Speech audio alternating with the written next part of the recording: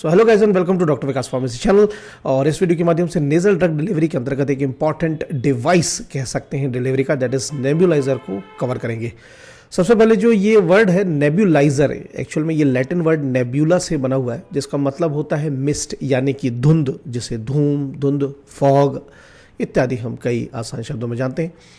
और 1872 में इस शब्द को इंट्रोड्यूस किया गया था। नेक्स्ट जो नेबुलाइजर है वो एक्चुअल में हम ये कह सकते हैं कि फार्मास्यूटिकल की दुनिया जहाँ से दवाएं आती हैं, और दूसरा है इंजीनियरिंग जहाँ से मशीन्स आती हैं। इन दोनों का एक संगम है नेबुलाइजर।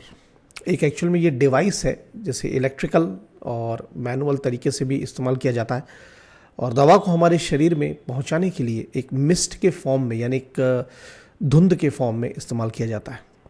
चिकित्सा उद्योग में नेबुलाइजर का जो इस्तेमाल है वो कुछ हमारे फेफड़ों से संबंधित समस्याएं जैसे कि chronic obstructive pulmonary disease, asthma, cystic fibrosis इत्यादि के ट्रीटमेंट के लिए किया जाता है।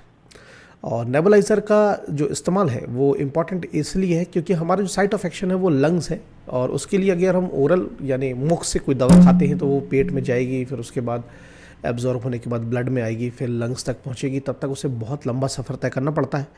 इसलिए कॉन्सेप्ट को यूज़ किया गया कि क्यों ना एक ऐसी मशीन का इस्तेमाल हम करें जिससे कि डायरेक्टली हमारे लंग्स में मेडिकामेंट्स को पहुंचाया जा सके। थोड़ा सा एक बार हम ब्रीफ देखेंगे ऑर्गन्स हमारे रेस्पिरेटरी सिस्टम के, जिसमें सबसे पहले नेजल कैविटी, इसके बाद लैरिंग्स, trachea, bronchi, alveoli, left lung parts of the, left and right parts of the, जो कि एल्विलाई ब्रांचेस में होते हैं। आप सभी को मैं जानकारी के लिए बता दूं कि हमारे लंग्स में जो एल्विलाई का नेटवर्क है, जाल है, वो शरीर में सबसे बड़ा होता है, और जहाँ पर सबसे मुख्य कार्य हमारा होता है कि ब्लड जो है ऑक्सीजन के साथ फिल्टर होते हुए और ब्लड में मौजूद हीमोग्लोबिन ऑक्सीजन को कैरी करने का कार्य करती है, और ये सारा एक्सचेंज प्रोसीजर हमारे लंग्स में ही होता है। और अगर इसे किसी प्रकार की भी हमारे लंग्स में समस्या आ जाती है, जैसे कि COPD, अस्थमा, सिस्टिक फाइब्रोसिस जो कि मैंने अभी नाम लिए, तब ऐसे में हमें कुछ ऐसे डिवाइसेस, ऐसे कुछ माध्यम की आवश्यकता पड़ती है जैसे कि मेडिकामेंट्स को लंग्स में पहुंचाया जा सके। अभी हाल ही में कोरोना वायरस के कोविड-19 पैंडेमिक जो कि था, जिसमें काफ़ी लोगों को कोरोना वायरस ने अटैक किया, जो कि इसका मेन अटैकिंग साइट थी इज़ दी लंग्स। तो इसके लिए एक ये ब्रीफ इंट्रोडक्शन था। आगे बढ़ेंगे। सबसे पहले एक स्टैंडर्ड डेफिनेशन कह सकते हैं कि नेबुलाइजर की वो ये है कि एक ऐसा सिस्टम है जिसमें कि लिक्विड जो मेडिकामेंट है जिसको सॉल्यूशन फॉर्म में तैयार किया गया है उसको लंग्स तक पहुंचाएगा किसी भी एक मिस्ट फॉर्म में, जिसे हम नेबुलाइजर कहते हैं। इसके बाद नेक्स्ट पार्ट है कि पर्पस क्या है एग्जैक्टली, मतलब कि नेबुलाइजर किस उद्देश्य से बनाया गया है, क्या कार्य है। सबसे पहला कि ब्रोंकियोस्पासम एक शब्द है। ब्रोंकियोस्पासम का मतलब होता है कि हमारे जो शरीर लंग्स हैं उसमें ब्रोंकाई होते हैं बहुत सारे, और इसमें स्पाजम एक किस्म का तरल पदार्थ है जो कि फेफड़ों के ब्रोंकाई पार्ट को ठीक तरह से कार्य करने नहीं देता। तो अगर ऐसी कोई समस्या है तो उसके लिए नेबुलाइजर का डायरेक्ट इस्तेमाल है। अगर कोई रेस्पिरेटरी डिसऑर्डर है जिससे कि ब्रोंकियोस्पासम हो रहा है, इसके बाद थिक सिक्रीशंस होते हैं, जैसे कि जस्ट फॉर एन एग्जांपल कि बहुत सारे सब्जेक्ट्स को स्मोकिंग की हैबिट होती है। स्मोकिंग करने की वजह से हमारे लंग्स में स्पाजम यानी कि एक किस्म का टार जैसा होता है, एक थिक लिक्विड, विस्कस लिक्विड होता है जो कि जमा होने लगता है, जिसकी वजह से जो एक्सचेंज ऑफ एयर है एल्विलाई से वो ठीक तरह से नहीं हो पाती, और धीरे धीरे ऐसे पेशेंट्स को सीवियर COPD तरह की प्रॉब्लम्स आ सकती हैं। तो इसके लिए नेबुलाइजर है। उसके बाद अगर इन्फ्लामेटरी या एलर्जिक प्रॉब्लम्स हैं, या फिर मान लीजिए कोई बहुत ज़्यादा पॉल्यूशन में हम एक्सपोज हो रहे हैं, इसके अलावा बहुत सारे वर्कर्स हैं जो chemical, gaseous and petroleum industries में कार्य करते हैं, जहाँ पर वो कई तरह के रसायनों से एक्सपोज होते हैं, वहाँ पर भी काफ़ी हद तक डैमेज लंग्स में होता है। इसके बाद एक अगली कंडीशन है कि एक्यूट या we can say humidify deficient हो सकती है। ये मैं एक आपको बहुत आसान शब्दों में बताने की कोशिश करता हूँ। जैसे बहुत सारे पर्वतारोही होते हैं जहाँ पर जब वो पर्वतारोहण करते हैं तो वहाँ पर ऑक्सीजन की मात्रा बहुत कम होती है, जिसकी वजह से लंग्स को एक्स्ट्रा काम करना पड़ता है, और इस एक्स्ट्रा काम करने की वजह से कई तरह की समस्याएं उसमें आती हैं। तो उस समय पे भी जब नॉर्मलाइज पोजीशन पर आए तो उन्हें नेबुलाइजर की मदद से उनके एल्विलाई को मेडिकामेंट्स के द्वारा वापस से ठीक करने का प्रयास किया जाता है। इसके बाद अगर किसी पेशेंट को एक्यूट एस्थमा की प्रॉब्लम है, मतलब जब उसे ज़रूरत नहीं है एस्थमा की इन्हेलर की, साल्ब्यूटामॉल या फिर अलग कुछ जो दवाएं हैं उनको लेने की, इसके बाद रेस्पिरेटरी डिस्ट्रेस किसी को हुआ हो, या फिर पेशेंट इन्हेलर का इस्तेमाल करने में असमर्थ हो, तब नेबुलाइजर एक बहुत ही कारगर डिवाइस है। अब थोड़ा सा नेबुलाइजर का इतिहास हम देखते हैं, जो कि आता है सन 1858 में, जिसमें कि सेल्स गायरेंस की फ्रांस की एक साइंटिस्ट थे, उन्होंने एक कॉन्सेप्ट इंट्रोड्यूस किया था। एक्चुअल में आपने देखा होगा कि जब हम साइकिल में हवा भरते हैं एक अपने मैनुअल पंप के, तो पंप को पहले हम ऊपर खींचते हैं तो वो हवा को एकत्रित करता है, और जब हम पंप को प्रेस करते हैं तो टायर के अंदर वो हवा छोड़ देता है। इस चीज़ को ऑब्जर्व किया सेल्स गायरेंस ने और इंट्रोड्यूस किया कि अगर हम इसे ऑटोमाइज करके कुछ कर सके तो ऐसा कोई सिस्टम हम ज़रूर तैयार कर सकते हैं जिससे कि पेशेंट के जो लंग्स है उसमें डायरेक्टली एक मिस्ट के फॉर्म में दवाई को पहुंचाया जा सके। ये कॉन्सेप्ट लिया गया। अब यहाँ पर जो टायर है उसकी जगह हम ले लेंगे हमारा लंग्स, और उसके बाद जो टायर का एपर्चर होता है जहाँ पे वेल्व को फिट किया जाता है पंप का, वो हो गया हमारा नेजल कैविटी, और जो पंप इस्तेमाल किया जाता है वो हो जाएगा नेबुलाइजर। तो फर्स्ट टाइम उन्होंने ये सोचा। इस वक्त स्क्रीन के ऊपर आप जो ये चित्र देख रहे हैं, ये 1864 में पेटेंट किया गया था सेल्स गायरेंस का, जिसमें जब इसको फर्दर मॉडिफाई किया गया था उनके इस कॉन्सेप्ट को जो उन्होंने इंट्रोड्यूस किया था 1858 में। 1864 में फिर जर्मनी में इसे किया गया, जिसका नाम दिया गया सीगल्स स्टीम स्प्रे इनहेलर, जिसकी तस्वीर आप इस वक्त स्क्रीन पर ये सामने देख रहे हैं।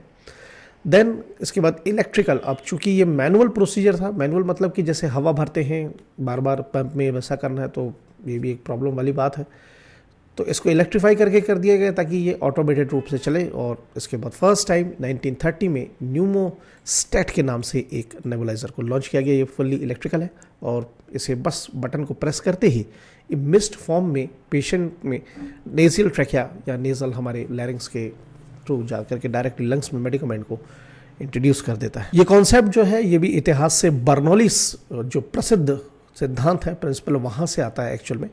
19वीं सेंचुरी के समय पे ये अभी तक जो अभी हमने देखा सीगल स्टैट या जो भी हमने देखे, उसके पहले के जस्ट सेगमेंट में एक कॉन्सेप्ट था कि अगर ऐसा हमें कोई डिवाइस चाहिए जो कि किसी भी सॉल्यूशन को एक मिस्ट में कन्वर्ट कर दे।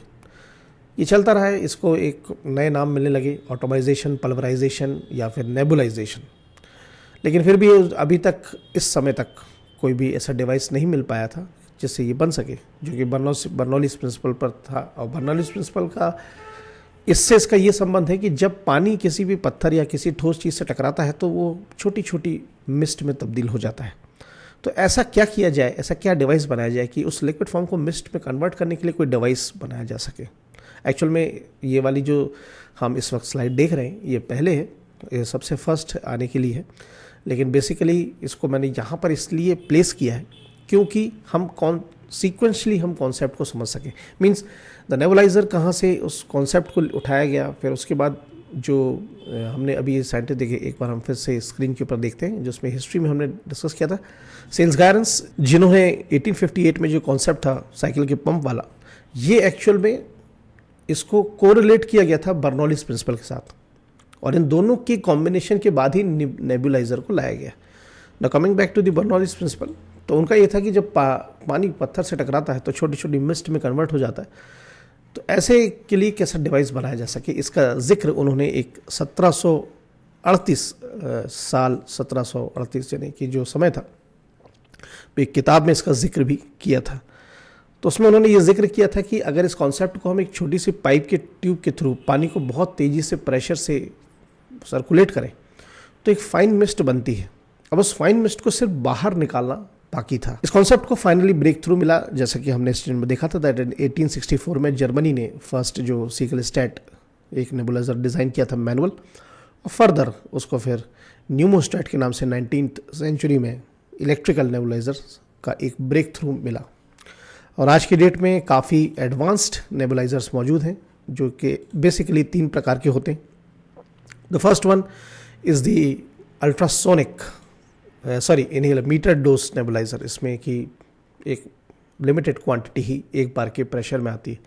इसके बाद jet nebuliser and ultrasonic nebuliser पे डिपेंडेंट है। फंक्शंस भी अंडरस्टूड है। नेबुलाइजर एक डिवाइस है जो कि स्मॉल कंप्रेसर का इस्तेमाल करता है, और ये कंप्रेसर एक्चुअल में बहुत तेज़ी से लिक्विड को सर्कुलेट करता है, जिसकी वजह से एक फाइन मिस्ट प्रोड्यूस होती है, और ये मेडिकेशन डायरेक्टली हमारे लंग्स में पहुंच जाता है।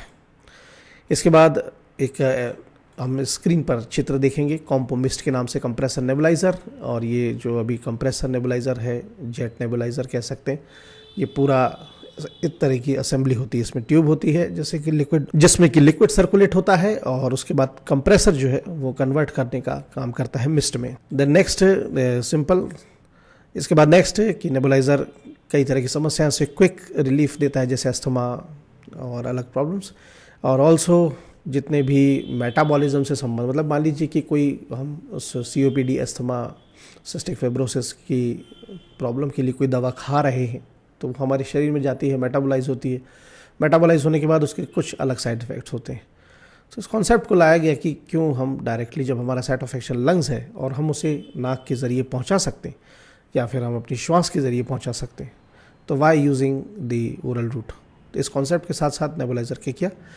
सो ये था गाइस एक short brief video on introductory part and types of nebuliser. और यहाँ पर एक बात मैं कहना चाहूँगा कि डॉक्टर विकास फार्मेसी चैनल पर अपने सब्सक्राइब नहीं हो तो कर लीजिएगा। जाने के बाद आप अपने चैनल पर जाएं, वहाँ पे प्ले लिस्ट पर क्लिक करें। प्ले लिस्ट पर जाने के बाद मैंने सब्जेक्ट वाइज, टॉपिक वाइज जो वीडियोस की प्ले लिस्ट है वो रखिए, और उस प्ले लिस्ट पर क्लिक करके आप अपना टॉपिक ऑफ इंटरेस्ट का वीडियोस देख सकते हैं। सो इस अगले वीडियो में जल्दी हम मिलेंगे, जिसमें कि हम नेबुलाइज़र पार्ट 2 को कवर करते हुए फिनिश करेंगे। Thanks for watching.